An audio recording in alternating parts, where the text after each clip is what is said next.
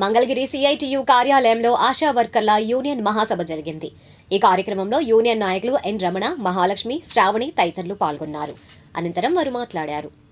AP ASHA workers union జిల్లా గౌరవాధ్యక్షులు రమణ అండి.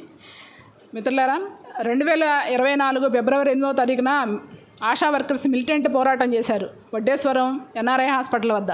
ఈ మిలిటెంట్ పోరాటం ఎప్పుడైతే ఫిబ్రవరి 8వ తారీఖు చేశారో దాన్ని తీసుకొని ప్రభుత్వం తెల్లారి అంటే ఫిబ్రవరి 9వ తారీఖు రాష్ట్ర నాయకత్వంతో చర్చలు జరిపింది. ఆ చర్చల సందర్భంగా గ్రాడ్యుటీ అమలు చేస్తామని, మరణిస్తే మట్టి ఖర్చులు, అదేవిధంగా మెటర్నిటీ లీవ్, ఆశా వర్కర్స్కి మెటర్నిటీ లీవ్ లేదు, మెటర్నిటీ లీవ్ ఇస్తామని, అదేవిధంగా వయోపరిమితి 60 సంవత్సరాల నుంచి 62 సంవత్సరాలకి పెంచుతామని చెప్పింది.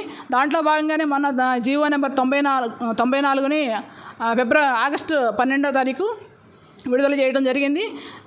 ఈ మెటర్నిటీ లీవ్ ఏవైతే ఉందో ఆశా వర్కర్స్ వాళ్ళు చేసే పని ప్రదేశాల్లో గర్భిణీ బాలింతలకి మీరు ఆరోగ్యంగా ఉండాలని చెప్తున్నారు, కానీ వీళ్ళ ఆరోగ్యం గురించి మాత్రం ప్రభుత్వం పట్టించుకోవటం లేదు. అందుకని మెటర్నిటీ లీవ్ ఆశా వర్కర్స్కి కూడా ఇవ్వాలని, అదేవిధంగా వాళ్ళు పనిచేసిన క్రమంలో పనిచేస్తున్నారు కానీ 62 సంవత్సరాలు రిటైర్ అయిపోతున్నారు, కానీ వాళ్ళకి వెళ్ళిన తర్వాత వాళ్ళ కుటుంబం గడవటం కానీ వాళ్ళు ఈ పనిచేసిన క్రమంలో ఎలాంటి పారితోషికం లేకుండా రిటైర్ అయిపోతున్నారు.